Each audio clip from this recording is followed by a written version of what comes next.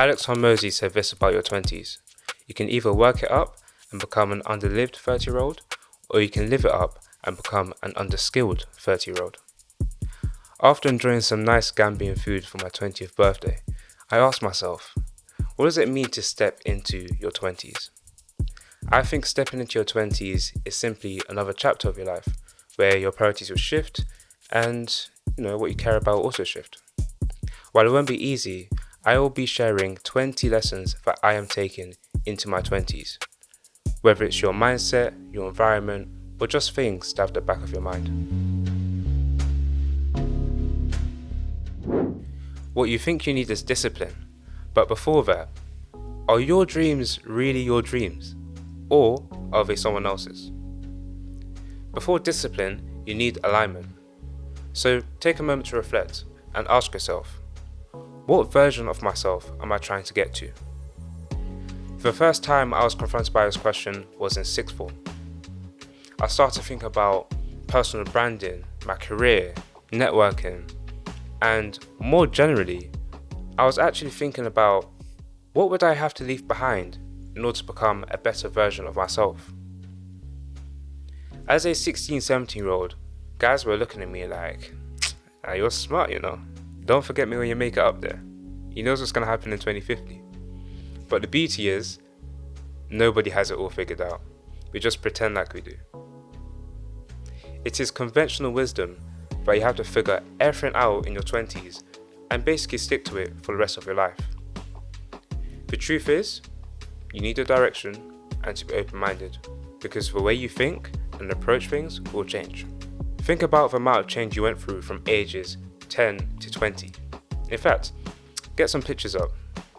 Just look at yourself, how much you've changed. So you've been through change before, and with direction, who's stopping you? You can adapt once again.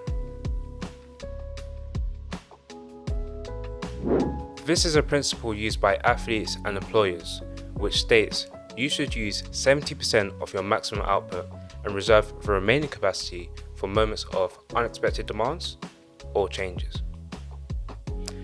But your parents will ask you, why are you not putting in your 110%? Well, the answer is long-term sustainability. You don't work as if it is busy season or exam season throughout the whole year. But the caveat to this rule is that you cannot truly appreciate it if you have not put in the 110%. I once burnt myself out to the point I couldn't even study for longer than 30 minutes at a time, and this was during exam season. This happened before I even started TTB, and on the outside it looks like I'm doing more than ever, but a lot of that is a testament to this rule. My experience alludes to a post made from one of my favourite podcasters, Shane Parrish, who said, "Work smarter, not harder is often framed as the opposite of hard work, but working smart is itself a derivative of hard work. You have to work hard just to find out what working smart means." Now look, I don't want a lawsuit, so I'm not recommending burn yourself out. What I am saying is, in your 20s, your limits are yours to explore. Overall, the 70% rule is both preventative for burnout and also the foundations to achieving big things. In 1994, a man called Peter McWilliams wrote, "Be comfortable with being uncomfortable. It may get tough, but it's a small price to pay for living your dream." Comfort is subjective, so in a modern world, what does this mean to you? Comfortable being uncomfortable means sustained growth in a controlled environment. Instead of just shocking your system into a difficult situation, you are given the ability to step out of the discomfort and frame it as a learning point about yourself. However, some people purposely hold themselves back because they are comfortable in that longing state. The state where the prospect of future growth is enough motivation for them to stay exactly where they are. Even when uncertainty is in a positive direction, people still fail to embrace it. The point here is, discomfort is inevitable, so you might as well get used to it sooner rather than later. You pick your challenges. Vulnerable. unnecessary, risky, messy. This is how we dissuade ourselves from collaborating with other people. Personally, there was a lot of weight around this word, collaboration, because I, like many other people, were conditioned to believing that only our individual abilities could be trusted. But you have to realize, two people can win at the same time. And something I've been embedding on my journey of self-improvement is that if you want to go fast, go alone. But if you want to go far, go together. 2025 for me was a year of collaboration, from writers, editors, artists, to all-round talented people, and I saw the impact it had on my initiatives. This in your 20s is crucial because each relationship you build is an investment of your finite time. If you're watching this, take time to reflect and see which people within your proximity will actually help you move towards your goals, and reach out to them. The worst that can happen is rejection. The best that can come is immeasurable. Comparing yourself is comparing apples to pears. Most of the time, you are comparing your whole life with a microcosm of someone else's, to which I created my original concept, invisible competition. At the surface, it is acknowledgement that my journey is unique. Beneath that, being from two small West African countries, Gambia and Sierra Leone, meant I often felt different growing up in school, which also shaped my outlook. To put it simply, invisible competition is saying that I am my only competition, and no matter what I do, whatever I care about, there will always be this invisible person that is better than me at whatever I do. It doesn't mean your efforts are in vain. Instead, you are doing it for your past self. Nowadays, comparison feels alien to me, and because of that, I've realized that I'm just doing the best I can with my time, and I'm sure many others are doing the same. I learned that to do something purposeful is to ask yourself, who am I really? Once you answer this question, you stop living life holistically and you tap into a deeper purpose. I do not watch the news. The first question I get is, so how do you know what's happening in the world? But let's start with why I avoid the news. There's a difference between what sounds right and what feels right. It sounds great to be current, but I think you are better off learning through a specific motive rather than taking a package of sensationalist narratives. There are so many layers to this. There's stress, anxiety, mood swings, and overall, you wouldn't know the impact of always having 50% of your energy if you've never felt close to 100%. All the opportunities you missed, the times you said you couldn't be bothered, the habits you couldn't maintain, just because you weren't in the mood and discipline wasn't enough. So the big question now is, how do you stay current? My solution is to ask questions. People are scared of dropping a cover that they know it all, and this leads to ignorance and then being informed on a world that has already passed us by. I call this lesson selective ignorance because you are in control of where your time and energy goes. You choose your mental diet and you choose what you're happy missing out on. Negativity is draining, and as for going into my 20s, I'm aware that there are people that will selfishly bring you down because they seek validation, sympathy, or just want to feel better about themselves. Especially in UK culture, we struggle with this a lot of the time because people bond on hate rather than building actual community. For example, the gimmick of being nonchalant has brought about a byproduct. A culture of not giving someone their flowers, and more specifically, words or phrases like glazing, doing the most, or tryharding, limiting the extent to which someone can express themselves without feeling shame. It has become, if you don't have anything bad to say, don't say it, instead of the other way around. At the same time, it is kind of sad that people want a version of you that is not you, because each step you take away from your true self, the harder it is to go back. With each interaction I have, I try to maintain a positive attitude and be my authentic self. That's the only way to start change. It starts with you. If you are enjoying the video, leave a like and subscribe, and be a good vibe too. Since I was 15 going on to 16, days stopped blurring into each other. During the weekdays, it was school, studying, bed. If I'm lucky, I watch the first half of a football game, Champions League, Premier League, whatever's on at the time.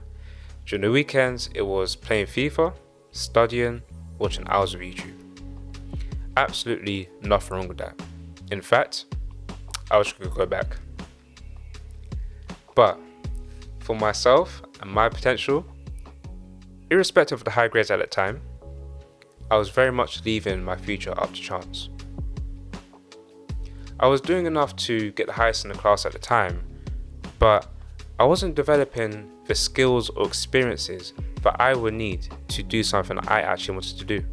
I'm thankful that 15-year-old me started experimenting, otherwise TTB wouldn't exist. What school does teach you are the skills that facilitate articulation, expression, and ultimately the ability to become selectively competent. Throughout life though, you will find moments where you're completely unfamiliar with everything. So it's better you get used to building in uncertainty on your own terms before someone who has it a bit more figured out builds your future for you. The challenges we have now are blessings considering where we started. To put it simply, appreciate the present moment. Personally, this means doing things wholeheartedly and maximizing the opportunities available to me. Part of being grateful is also helping others, because you acknowledge your privilege and the influence you can have in enabling someone to realize their aspirations. By simply being yourself and taking your opportunities, you can be an inspiration. The overarching lesson is, if you're not happy now, you'll never be happy, even when you have more. I once got excluded for initiating a fight. Now, anger is a natural emotion, but do you perpetuate negative emotions, or do you acknowledge them and do the sensible thing? A year after getting excluded, I got the award for the highest attainment in my year. Since then, working hard for your whole life just for it to come toppling down didn't ring true. On a personal level, my motivation was to not be a statistic depicting the black man in a negative light. Especially at the time, knife crime was all you would see in the news, so getting into a fight was a silly decision. In a broader sense, this is just as important when you're alone. When you experience something, what is the narrative you tell yourself?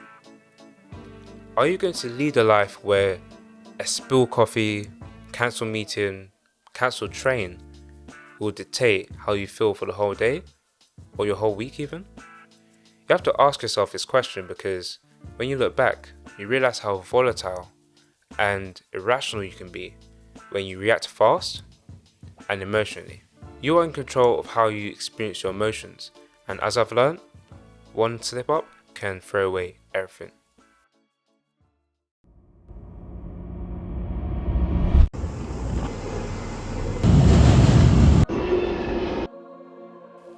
We are going to record the second half of 20 lessons I am taking into my 20s. Our personal definitions of success are flexible and adapt continuously. What you currently deem as success would only be success to you in that present moment, with your current set of beliefs and circumstances. But if circumstances change, your definition of success may also change, and I think that's an important point to make. In order for you to feel successful, it has to be authentic. You set your own goals, you set your own deadlines, and you choose the direction you're going in. When you work out of your own free will, as opposed to being forced, there's a different type of motivation. You will feel the progress. It alludes to invisible competition because you can only deem yourself as successful. It shouldn't be subject to validation from external sources. You work in your own time and you hold yourself accountable, because success is not just an end goal, it is an evolution. I was only able to do my LinkedIn About section after over 4 years of being on the platform. From ages 16 to 20, I underwent a lot of change, and I was allergic to being put inside of a box. So, for this lesson, I did a bit of research to understand why the LinkedIn About section took so long. A 2018 research paper exploring identity theory highlighted that people experience cognitive distress when their identity is not externally validated. This deeply resonated with me because when going from a school where you're recognized as the best student to then going to a new sixth form where you're a small fish in a big pond, I knew that I couldn't move in the same way. When relying on one thing to provide us with purpose, we can become psychologically fragile to major changes. But thankfully for me, I discovered new interests such as blog writing, public speaking, and volunteering. So I was continuously outgrowing my past identities. I was comfortable not doing the LinkedIn About section that was 2.5k characters because I was self-aware of my growth. The same way people seek multiple sources of income is the same way we should seek multiple sources of meaning. And in our 20s, this means embracing our uniqueness. As a writer who's continually developing themselves, I believe that in constraint comes creativity. Examples of constraints can be time, money, even the way your energy flows throughout the day. These all force you to think of what really matters in your life and what elements do you want to enforce. But you can't enforce something without an attachment to a past or current circumstance. Otherwise, you won't be able to measure the progress. The constraints force you to think of the best possible approach to achieving something or achieving a goal. And once you've built a solid foundation using that approach, you can now invest more into that journey to then grow exponentially. The foundations are necessary to doing the groundwork. Everyone's journey is unique, so the time to do the foundations and then the groundwork will depend on the person. But your 20s is where you predominantly do the groundwork for the rest of your life. The definition of leverage is to use something to its maximum advantage, and I think a gap year is the perfect way to explain the power of leverage. For a while, there'd be this question of why the gap year was taken, to which an individual will have to piece together their past and glue it into an understandable narrative for employers, friends, and mainly family. Compared to the average person who at this stage of their life hasn't put much thought into their direction, the main advantage is the alignment with the opportunities that this person pursues, which ultimately leads to more success.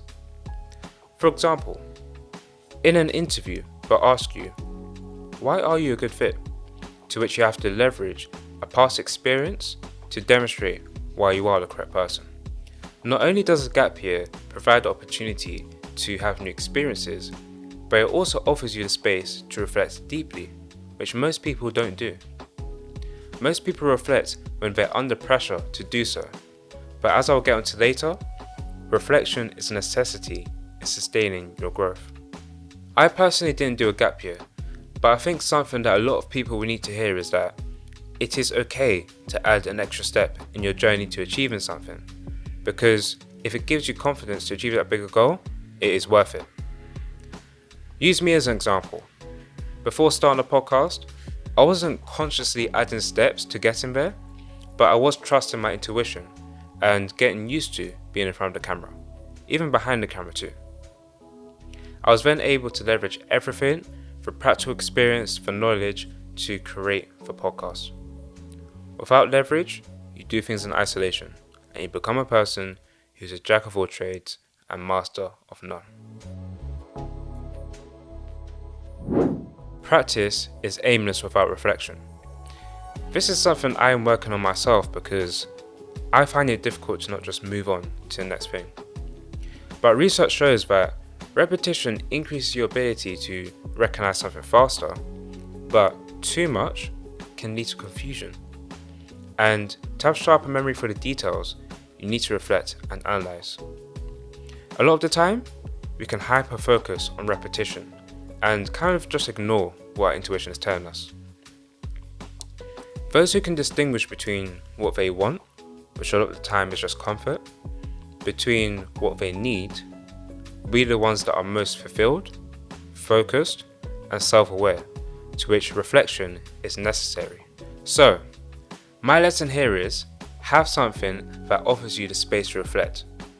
For me, it's writing, but for you, it might be journaling, talking to a friend, or just planning a day of doing nothing.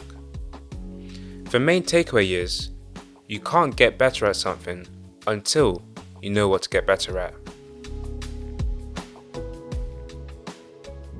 You want to earn 100k a month, go to the gym regularly, go on holidays, do some yoga and Pilates, and have some daily white chocolate matcha. Unfortunately, so am I done. You can't do everything at once. One key insight from Chris Williamson is that you are much better off choosing what you're going to be good at and what you're going to suck at. There will always be trade-offs. In my 20s, I expect a lot of shiny objects, opportunities that seem like a savior, and moments that I just want to rush the outcome I'm en route to achieving. But patience is key. We should take life in stages, one step at a time. Now, nobody's saying, put your head down, look at your toes, run forward, and close your eyes, like shut them. But don't carelessly veer off the path you've worked so hard to get on. You and I know that success is not a straight path. Do the right things day by day, and results will follow. Keep your distance from people who've made brain wrong with their identity. They're not looking for solutions, they're recruiting. When I read this, I nodded my head in agreement because this is something I consciously avoid, and I just didn't know how to articulate it.